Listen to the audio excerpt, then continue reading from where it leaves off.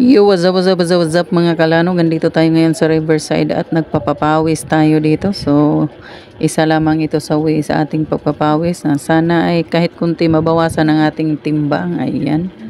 So, go lang tayo sa ating challenge sa ating sarili. Na kahit papano naman ay pawisan din tayo. So, medyo nahibigat na tayo ngayon. So, ayan. Takbo-takbo si feeling vlogger.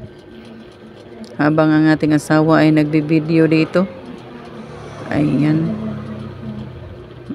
Ginabi na tayo nito. So, ayan, maraming salamat sa inyong pagsama. So, ayan, konti lang ang nakuha nating video dahil akala ng asawa ko ay naka-video siya, naka-record, pero hindi pala.